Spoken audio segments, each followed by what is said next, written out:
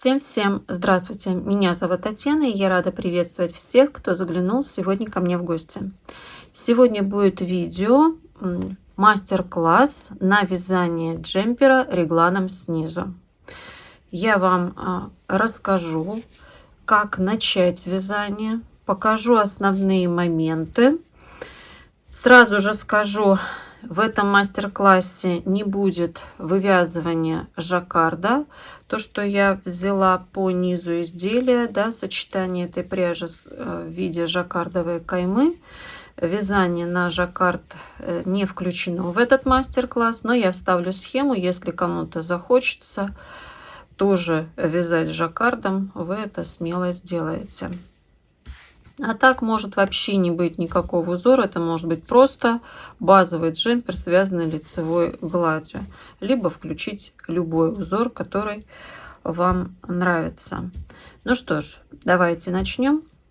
Пряжу для вязания. Всегда мы начинаем с пряжи. Пряжу для вязания вы можете выбрать абсолютно любую.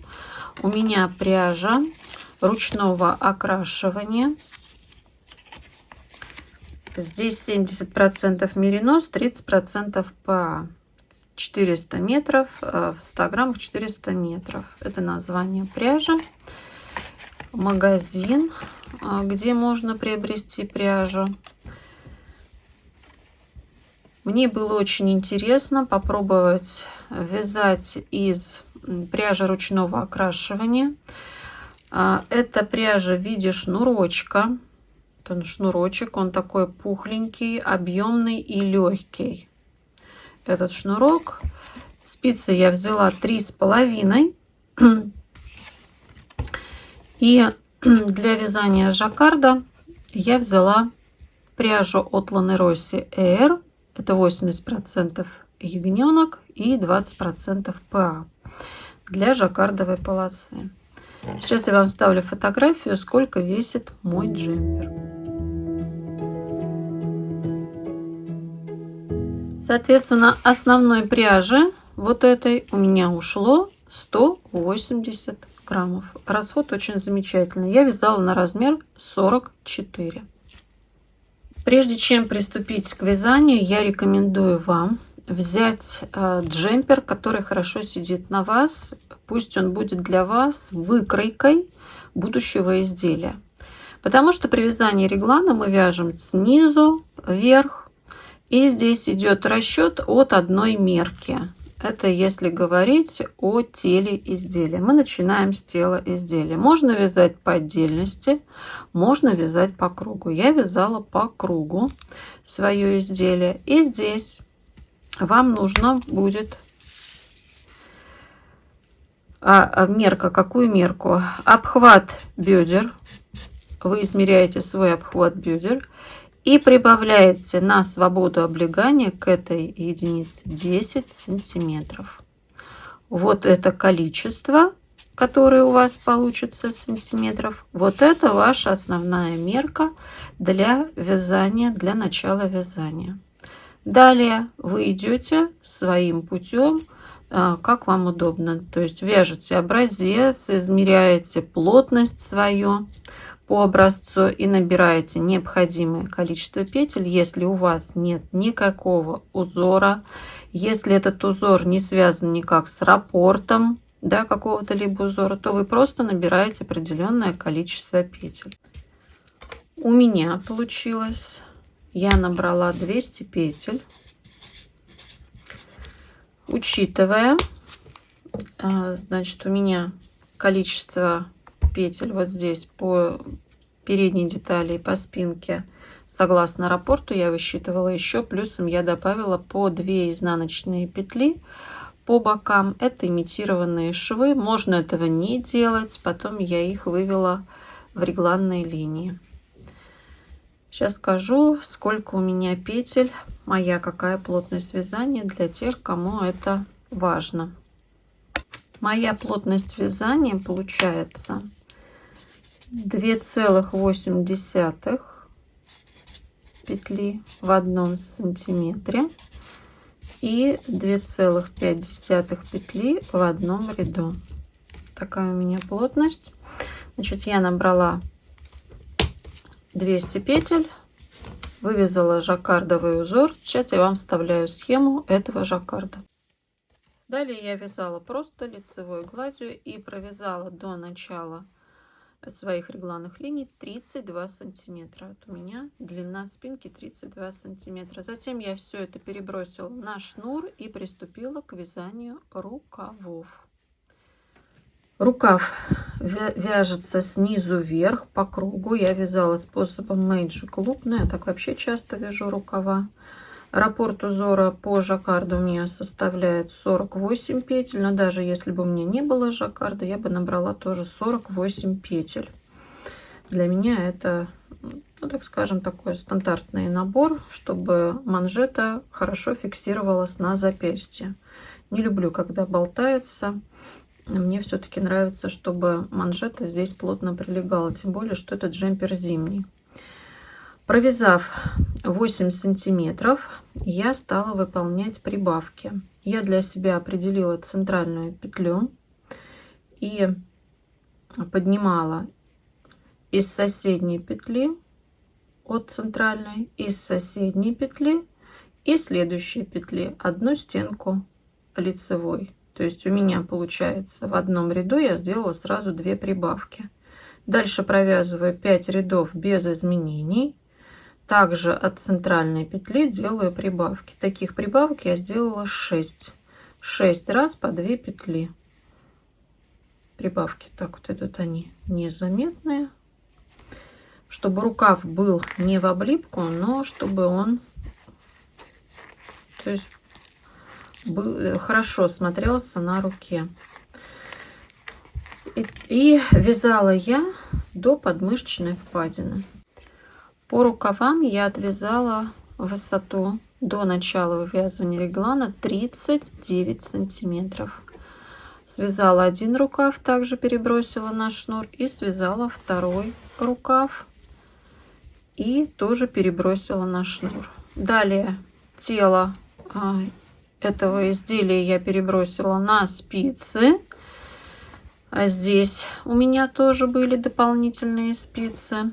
И далее идет соединение в круг. Давайте я вам покажу на видео, как это делается. Я отвязала высоту основного полотна. Я примеряла по джемперу. У меня это все на спицах. И вперед и спинка. И 2 рукава. Первый рукав и второй рукав. Здесь также я вывязывала жаккард, делала прибавки и пересняла на шнуры. Теперь мне нужно соединить рукава с основным полотном, с телом. Мне нужны для этого будут дополнительные спицы. Я вяжу на спицах 3,5, это спицы 3,25. Ну, как бы, в принципе, роли в данном случае не играет никакой. Как я хочу. У меня здесь имитированный шов, это 2 изнаночные, и я хочу эти 2 изнаночные разделить. Одна изнаночная, по одной изнаночной пойдет у меня на регланную линию. Итак, вот этот маркер, это начало вязания. Я сейчас провязываю полностью переднюю деталь и захватываю одну изнаночную. И вот здесь мне нужно будет присоединить рукав. Я провязала одну изнаночную, пересняла со шнура на спицу. Здесь у меня нить отрезанная, и теперь вот это начало рукава с этой спицы я буду присоединять вот сюда рукав. Так, вот основная нить. Сейчас вот эту вот спицу мы вытянем, чтобы она не мешалась. И лицевыми петлями начинаю привязывать рукав. Здесь нужно просто, да, мы провязываем лицевыми. Этот первый ряд, он идет соединительный. Мы соединяем тело с рукавами. Здесь мы ничего не делаем. Уже начиная со следующего ряда мы будем вывязывать регланные линии. Итак, я вот весь рукав до конца сейчас провяжу. Я провязала все петли рукава, и здесь у меня изнаночная петля. Провязываю изнаночную. Дальше вяжу лицевыми по спинке, также провязываю одну изнаночную петлю и привязываю следующий рукав, присоединяю. Вот у меня вторая сторона, и мы действуем таким же образом. Так, основную ниточку берем, одну изнаночную я провязала и начинаю провязывать петли рукава. Первую петлю рекомендую подтянуть поближе. И так провязываем все петли. Все, петли рукава мы присоединили. При вязании реглана снизу получаются небольшие маленькие дырочки, они потом здесь под мышкой зашиваются. Итак, вот начало ряда, и здесь у нас идет тело, это передняя деталь. Здесь у меня будет закрытие, я буду провязывать 2 петли вместе с наклоном влево, получается.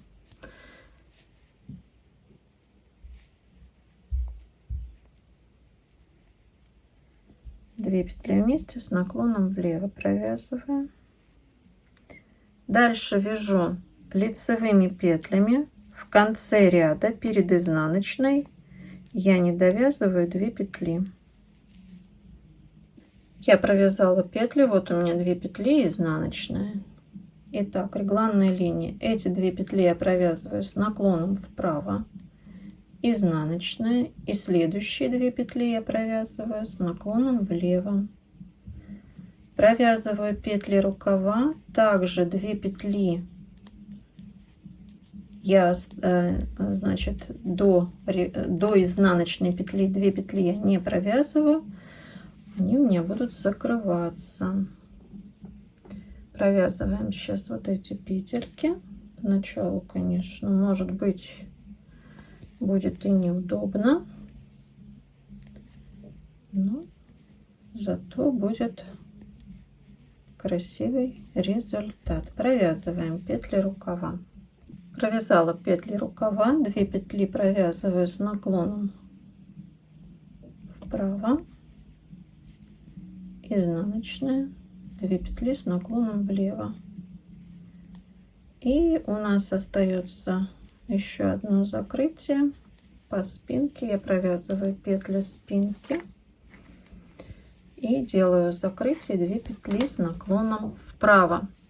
Следующий ряд провязываем просто лицевыми без изменений. Так через один ряд делаем, закрывая петли, как я вам показала, на необходимую высоту регланной линии. У меня высота регланной линии будет составлять от 19 сантиметров. Это уже в процессе примерки. От 19 до 21 сантиметра мне нужна такая регланная линия. Сейчас я провязываю петли по спинке. Это у меня получается.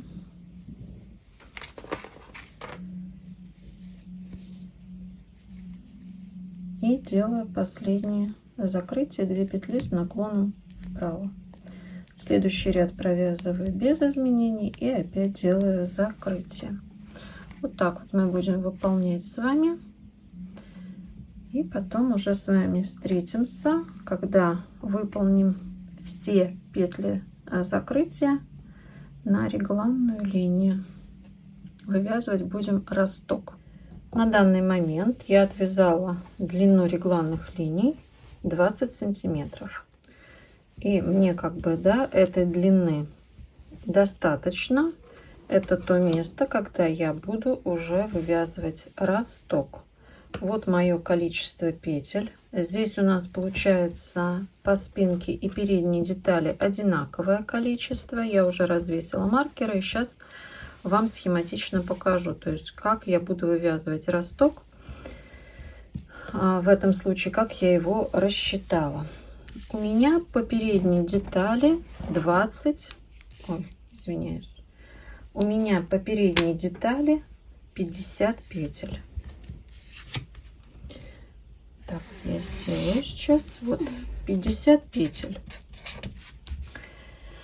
Я буду при вывязывании ростка, буду я делать 5 разворотов, а соответственно 5 раз я должна буду еще убавить на регланной линии.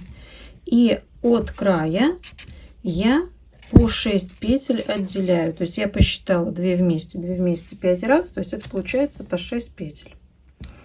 Оставшееся количество петель, да, то есть это 50 минус 12, получается 38.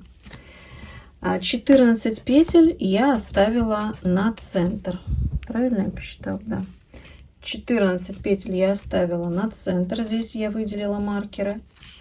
Это у нас получается, да, 38 минус 14. Получается 24. И 24 мы делим на 2 части. Это получается по 12 петель. То есть вот здесь и здесь 12 петель. Вот эти 6, не считая этих 6 петель. Как я распределила? 2, 2, 2, 3, 3. И с этой стороны 2, 2, 2, 3, 3. Получается 6 плюс 6, 12, да, то есть вот эти петли. У нас начало вязания, вот у меня лично начало вязания, оно идет вот здесь. Здесь у нас идет регланная линия. И вот здесь идет регланная линия. А дальше идет у нас рукав. Здесь регланная линия. Это спинка. Опять регланная линия и рукав. У меня начало вязания вот здесь. То есть я сейчас закрываю петли, провязываю вот этот вот круг и дохожу до центральных петель. Вот здесь сюда. Потом я разворачиваюсь и уже иду вот в эту сторону, провязываю, дохожу сюда. И вот таким образом я буду шагать в эту и в эту сторону. В лицевых рядах закрываю на регланные линии, а в изнаночных рядах, да, то есть я провязываю просто петли, ничего не делая. Давайте сейчас один разочек я покажу, чтобы все было понятно. Вот я маркеры развесила. Это у меня центральные 14 петель. Я взяла маркеры специально, чтобы они у меня были одинаковые. И здесь 2, 2, 2, дальше 3, 3 петли. Это я отделила 6 петель. Потому что, смотрите, 1, здесь одна остается, да, 1 раз, 2, 3, 4, 5. И с этой стороны я тоже эти 6 петель, вот это до изнаночной, я отделила. Итак, у меня сейчас лицевой ряд. В лицевом ряду, сейчас, секунду.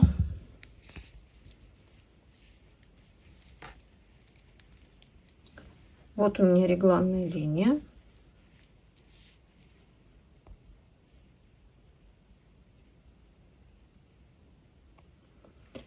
Я провязываю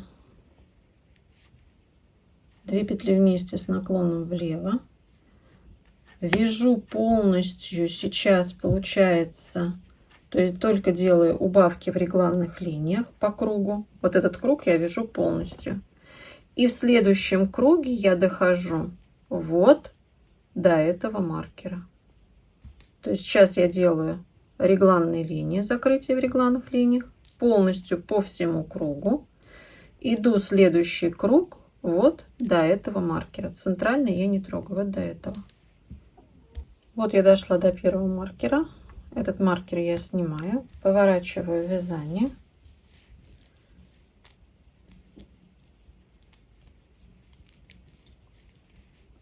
Снимаю первую петлю, рабочую нить от себя, подтянула. И следующую петлю поближе вяжу к той, которую я как бы раздвоила. Вот она получается, посмотрите, как будто бы раздвоенная петля. Теперь вяжу в обратную сторону вот до этого маркера. Дошла по изнанке до этого маркера, снимаю, разворачиваем вязание. Первую петлю мы снимаем, рабочую нить на себя подтягиваем и следующую петлю провязываем поближе. Она, видите, как раздвоенная получается. Итак, мы провязываем по изнанке рабочая нить получается от себя, по лицевой на себя.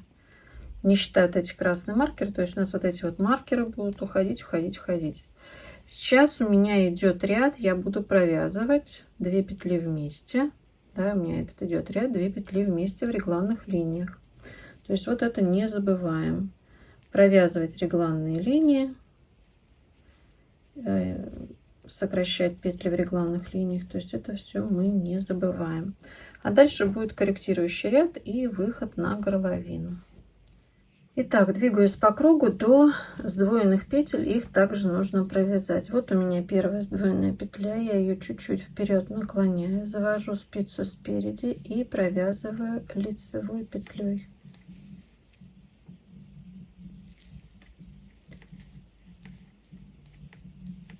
Двигаемся дальше.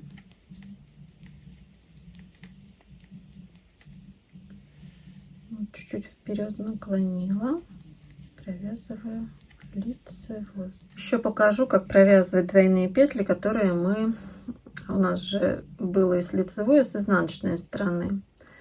Значит, когда мы переходим уже от середины горловины в другую сторону, петли лежат вот таким образом. И мы уже здесь ничего не поворачиваем, а спицу заводим через обе дужки и провязываем лицевой петлей. Вот таким образом. Сейчас еще до одной дойду и покажу еще раз. Вот петельки.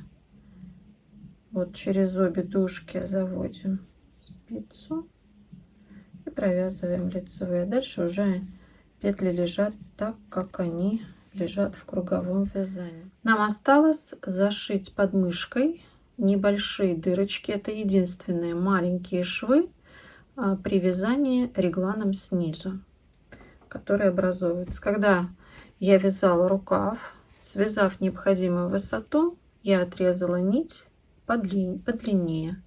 И вот этот вот кончик нити вдели в иголку, сложили пополам и, подхватывая чуть ниже,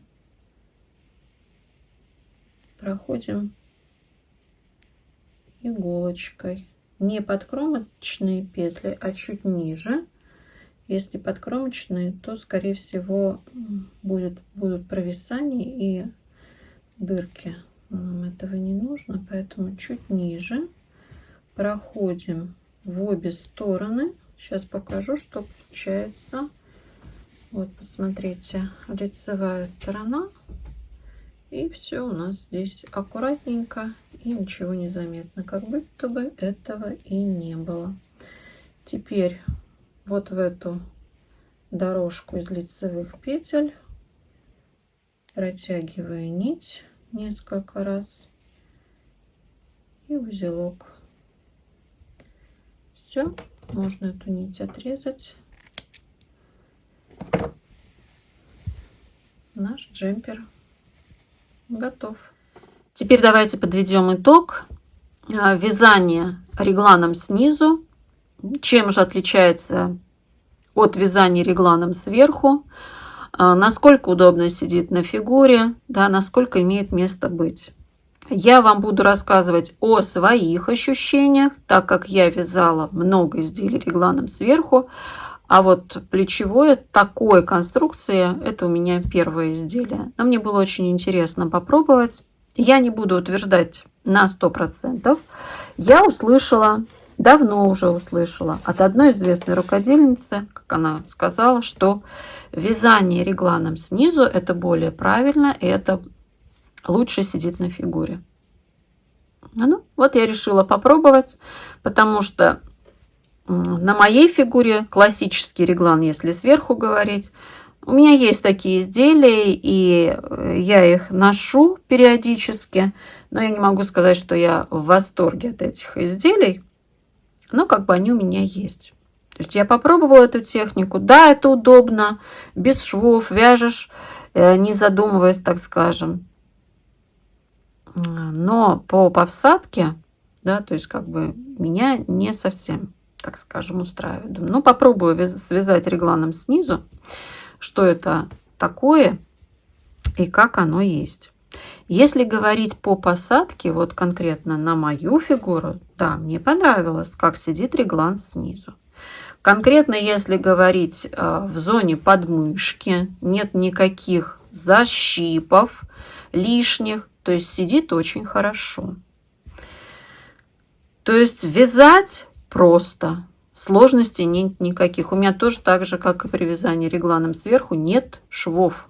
Да, единственные маленькие дырочки, которые я зашила, это под мышкой. Но если я не скажу, никто об этом и не узнает. А так здесь нет вообще больше ни одного шва. Рукава связаны у меня по кругу.